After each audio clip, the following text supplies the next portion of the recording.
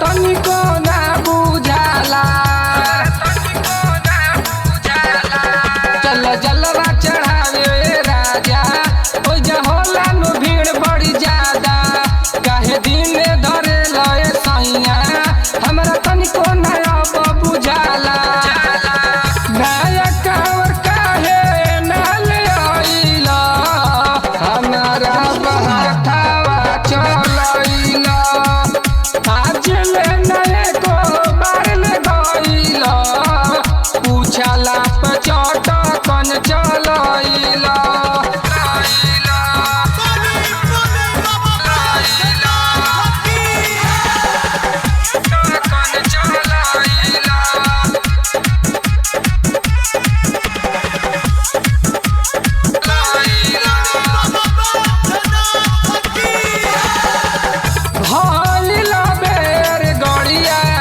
जाता देवघर जी हमरा ना बुझाला काहे मारता आज जी मारता आज जी।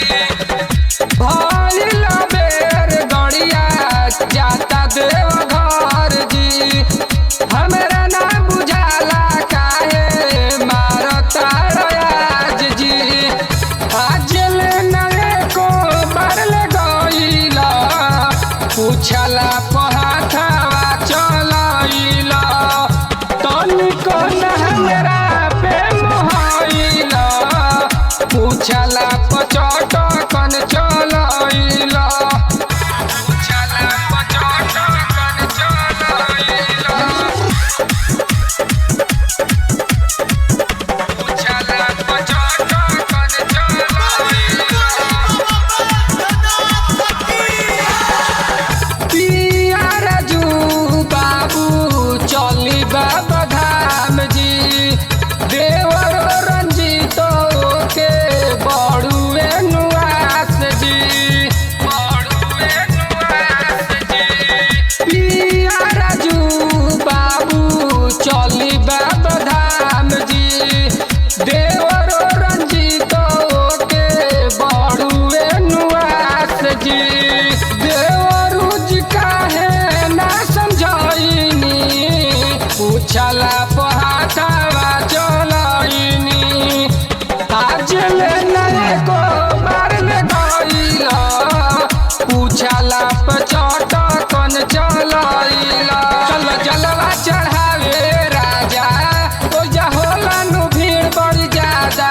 काहे दिन धरे लए सैया हमरा तनिको ना बुझाला। चल जलवा चढ़ावे राजा ओ होला नु भीड़ बड़ी ज्यादा। काहे दिन धरे लए सैया हमरा तनिको ना अब बुझाला। नया कावर काहे नाल आइला हमरा बहठावा चलैला। आज ले नए को बार ले गइला पूछला